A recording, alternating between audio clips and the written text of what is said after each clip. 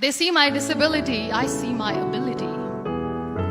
They call me disabled, I call myself differently abled. There are some incidents that happen in your life. Those incidents break you, deform you, but they mold you into the best version of you. And the same thing happened to me. I was 18 years old when I got married. My father wanted me to get married. And all I said was, if that makes you happy, I'll say yes.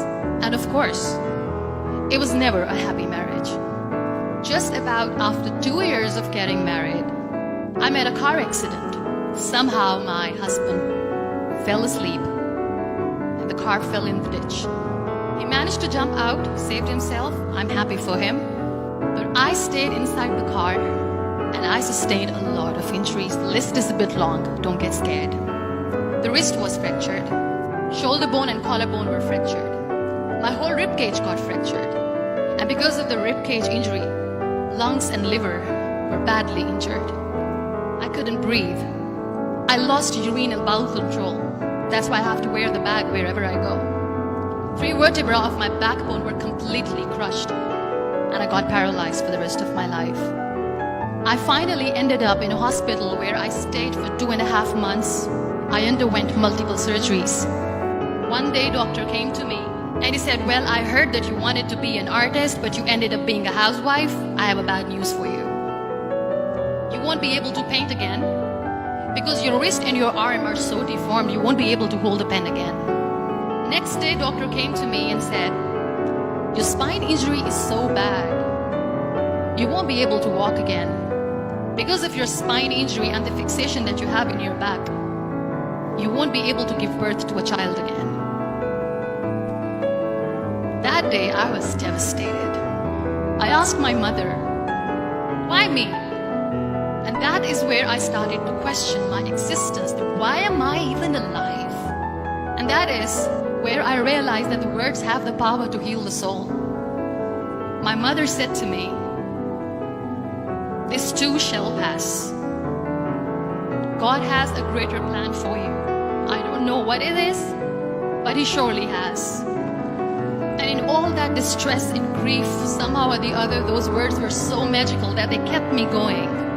One day I asked my brothers, I know I have a deformed hand, but I'm tired of looking at these white walls in the hospital and wearing these white scrubs. I'm getting tired of this. I want to add more colors to my life. I want to do something. Bring me some colors, bring me some small canvas. I want to paint. So the very first painting I made was on my deathbed, where I painted for the very first time. It was not just an art piece or just my passion. It was my therapy. And then I was discharged and I went back home. And I went back home and I realized that I have developed a lot of pressure ulcers on my back and on my hip bone. I was unable to sit. There were a lot of infections in my body, a lot of allergies. So doctors wanted me to lie down on the bed straight for not 6 months, for not 1 year, for 2 years. I was bedridden, confined in that one room, looking outside the window, listening to the birds chirping and thinking maybe there will be a time when we'll be going out with the family and enjoying the nature. That was the time where I realized how lucky people are. That is the time where I realized that the day I'm going to sit, I'm going to share this pain with everyone to make them realize how blessed they are, and they don't even consider them lucky. That day I decided that I'm going to fight my fears. We all have fears. Fear of unknown, fear of losing people, fear of losing health, money. We want to excel in career, we want to become famous, we want to get money. We are scared all the time. So I wrote down one by one all those fears. And I decided that I'm going to overcome these fears one at a time. You know what was my biggest fear? Divorce.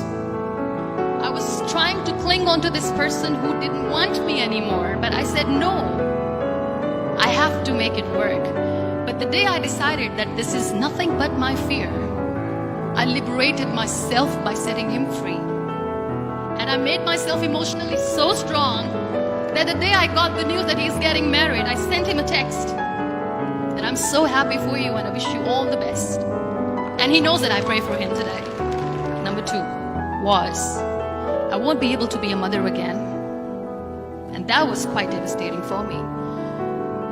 But then I realized there are so many children in the world, all they want is acceptance. So there is no point of crying, just go and adopt one. And that's what I did. People think that they will not be accepted by the people because we, in the world of perfect people, are imperfects.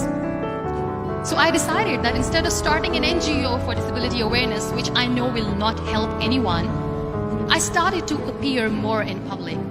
I started to paint. I decided that I'm going to join the national TV of Pakistan as an anchor person. And I've been doing a lot of shows for the last 3 years. I became the National Goodwill Ambassador for UN Women Pakistan, and now I speak for the rights of women, children. We talk about inclusion, diversity, gender equality, which is a must.